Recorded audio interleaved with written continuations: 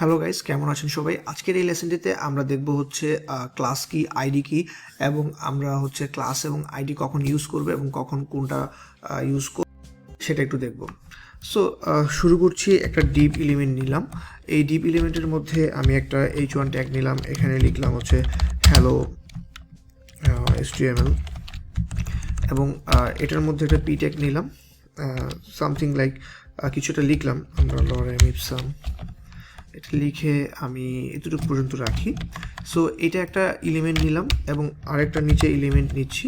এই এলিমেন্টের মধ্যে আমি আরেকটা হচ্ছে h2 ট্যাগ নিলাম। এখানে লিখলাম অ্যাবাউট মি বা অ্যাবাউট আস সামথিং। সো এটার পরে আমি আরেকটা টেক্সট নিলাম, পি টেক্সট, এবং এখানে আমি কিছু লরেম ইপসাম টেক্সট নিচ্ছি। ওকে, সো তারপরে হচ্ছে আমি আরেকটা ডিপ এলিমেন্ট নিচ্ছি এবং এই ডিপ এলিমেন্টের মধ্যে আমি কিছু লিস্ট রাখতে চাচ্ছি। সাপোজ আমার হচ্ছে একটা হেডিং ট্যাগ দিলাম h3 টাস্ক লিস্ট নামে, টাস্ক লিস্ট লিখলাম। এখানে আমি দিচ্ছি অ্যাপেল,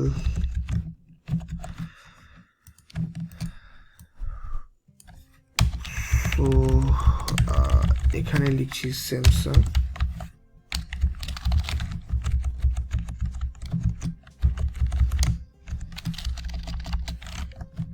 এখানে দিলাম হচ্ছে জিয়াওমি।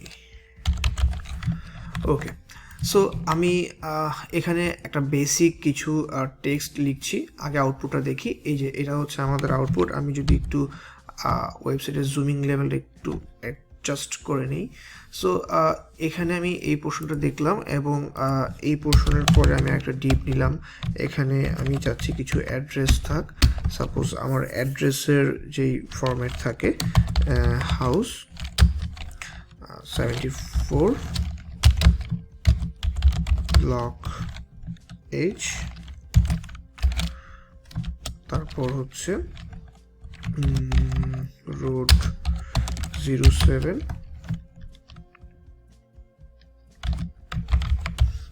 বনানী,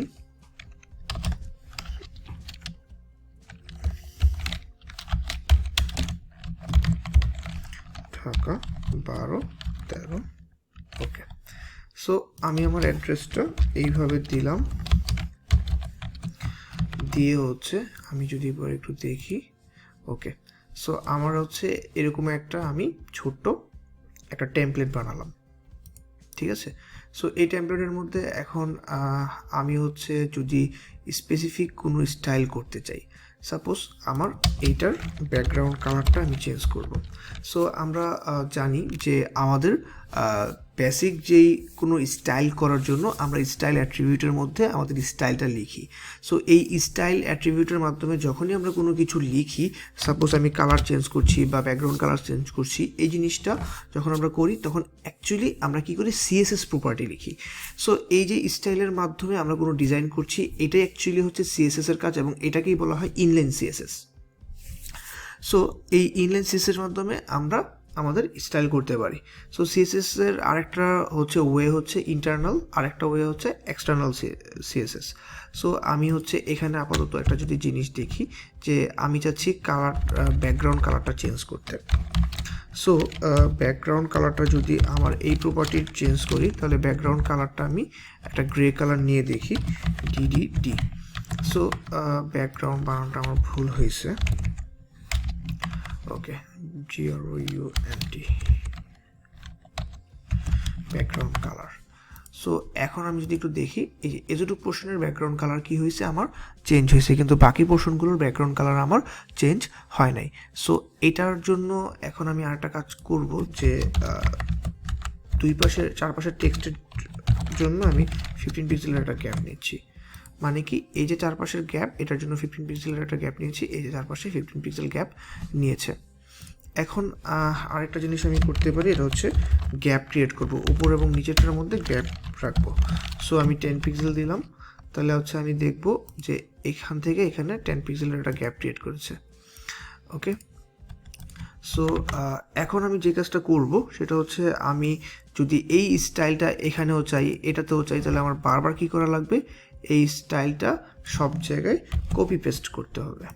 ঠিক আছে, সো সব জায়গায় কীভাবে কপি পেস্ট করতে হবে, এখানে আমি আবার কপি পেস্ট করলাম, এখানে আমি আবার কপি পেস্ট করলাম, এবং এখানে এসে আমার আবার কপি পেস্ট করা লাগছে।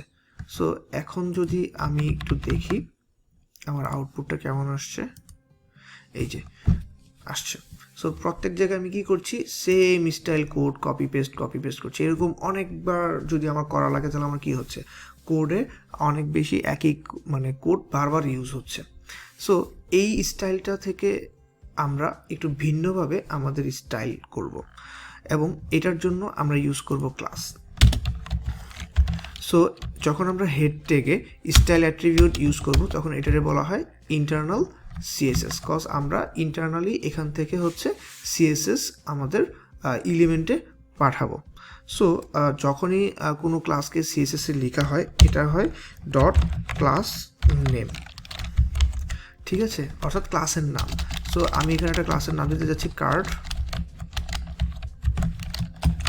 এবং এই কার্ড ক্লাসের লিখে আমি এখানে দিলাম হচ্ছে আমার এখানে যা কোড লিখেছিলাম এইটা আমার আর এখানে আমি রাখবো না, এই সম্পূর্ণ কোডের পোর্শনটা আমি এখানে নিয়ে আসলাম। সো এখানে আমার থাকছে এই পোর্শনটা এবং মার্জিন বটমেরটা। ওকে, সো আমি এখন এই জায়গাতে স্টাইল লিখবো না, এরকম কোথাও হচ্ছে আমার স্টাইল লেখা দরকার নেই।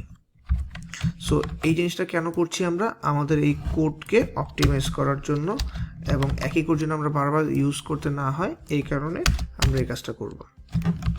সো এখান থেকে আমি যে জিনিসটা দেখাচ্ছি যে আমি একটা কার্ড নামে একটা ক্লাস ক্রিয়েট করেছি, এই ক্লাসের ভিতরে আমি আমার কিছু সিএসএস প্রপার্টি পাস করেছি। এখন যত জায়গায় এই স্টাইলটা প্রয়োজন, অর্থাৎ যতটা সেকশনে বা যতটা ব্লকে এরকম ব্যাকগ্রাউন্ড কালার দরকার পড়তে পারে, এরকম চারপাশে গ্যাপ দরকার এবং নিচে একটা গ্যাপ দরকার, অর্থাৎ এই ডিজাইনটা এই স্টাইলটা আমার দরকার পড়ে, ওই সব জায়গায় আমি ক্লাস ইউজ করব, এবং এই ক্লাসকে ওই কার্ডের নাম, আমার এই কার্ড যেটা আমার ক্লাসের নাম, এটা আমি কল করব। সো প্রথমটাতে কল করেছি, এটা ঠিক থাকবে, বাকিগুলো আপাতত থাকবে না, রাইট? সো এখন আমি কি করব, যত জায়গায় আমার প্রয়োজন, সাপোজ আমার এই টাস্ক লিস্টে প্রয়োজন, অ্যাবাউট মিতে প্রয়োজন, এখানে প্রয়োজন, এই সব জায়গায় আমি ক্লাসে কল দিব কার্ড, আমার ক্লাসের নাম। সো এখন যদি আমি একটু দেখি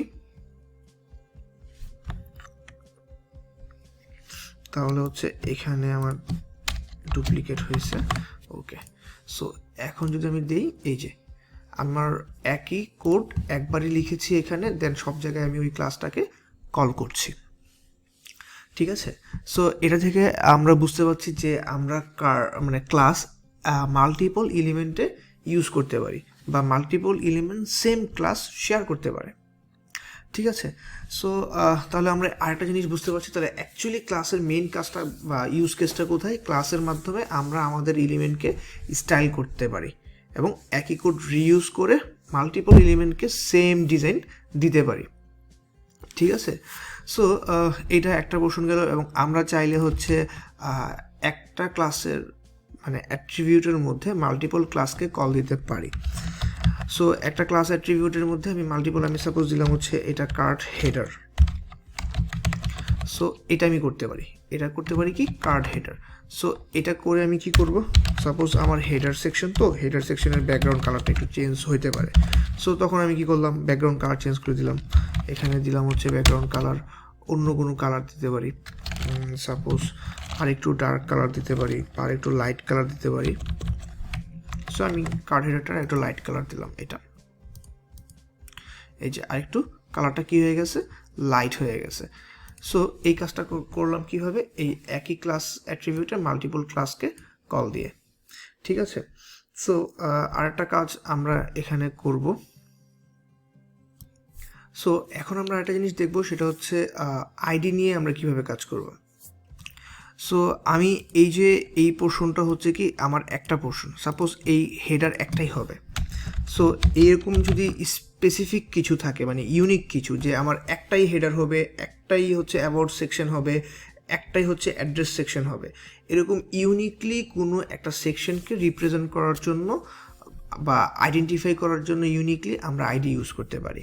সো এখান থেকে একটা জিনিস কি, আইডির আমরা একটা এলিমেন্টে একটাই হবে, এবং ফুল একটা ডমে, আই মিন ডকুমেন্ট অবজেক্ট মডেলে ফুল একটাতে একটাই থাকবে।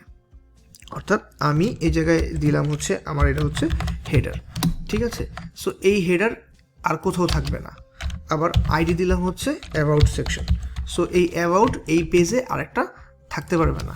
এবং এখানে আমি আরেকটা আইডি দিলাম যে লিস্ট, টাস্ক লিস্ট। সো এই টাস্ক লিস্ট একটার বেশি থাকতে পারবে না।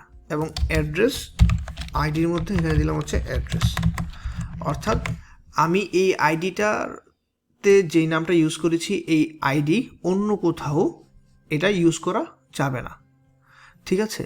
তাহলে একটা এলিমেন্টে একটা আইডি থাকে এবং মাল্টিপল এলিমেন্টের জন্য যে আইডি আমরা মানে যে এলিমেন্টের জন্য যে আইডি ইউজ করব এটা এক জায়গায় ইউজ করা যাবে, অন্য কোনো এলিমেন্টে ইউজ করা যাবে না। অর্থাৎ আইডি নাম ডুপ্লিকেট হওয়া যাবে না। বাট ক্লাসের নাম কি হতে পারে, মানে একাধিক ক্লাস মানে একাধিক এলিমেন্ট একই ক্লাস শেয়ার করতে পারে, আবার একটা এলিমেন্ট একাধিক ক্লাস শেয়ার করতে পারে, লাইক দিস ওয়ান, ঠিক আছে।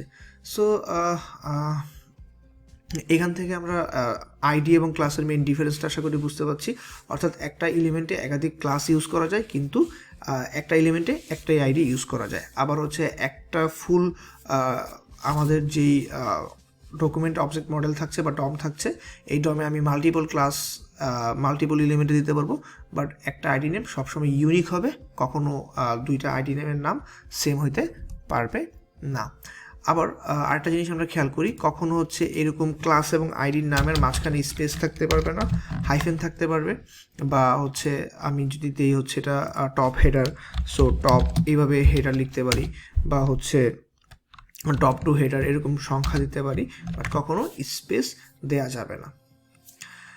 সো বেসিক আইডি এবং ক্লাসের ডিফারেন্স এবং এটা কিভাবে কাজ করে সেটা আমরা বুঝতে পারছি। আর মূলত আইডি ম্যাক্সিমাম বা বেশি ইউজ হচ্ছে আমার জাভা স্ক্রিপ্টে কাজ করার সময়, আর আমরা ক্লাসটাকে সবচেয়ে বেশি ইউজ করি হচ্ছে স্টাইল করার জন্য, যেন আমাদের কোড রিইউজেবিলিটিটা করতে পারি এবং একই কোড বারবার ইউজ করতে পারি, এবং কোডের ডুপ্লিকেসি মানে বারবার যেন একই কোড বারবার সব জায়গায় যেন লিখতে না হয়, এক জায়গায় লিখে ওই কল করে করে আমরা যেন আমাদের কাজটাকে ফাস্টার করতে পারি, এবং কোড অনেক বেশি না লিখে অনেক অল্প কোড লিখে অনেক মানে ভালো আমরা যেন আউটপুট নিয়ে আসতে পারি। সো গাইস, ভালো থাকবেন সবাই, এবং যে কোনো প্রবলেম হলে অবভিয়াসলি আমাকে হচ্ছে ইনস্ট্রাক্টরের মেসেজ থেকে মেসেজ দিতে পারেন, বা আমাকে পার্সোনালি নক দিতে পারেন। সো আল্লাহ হাফেজ।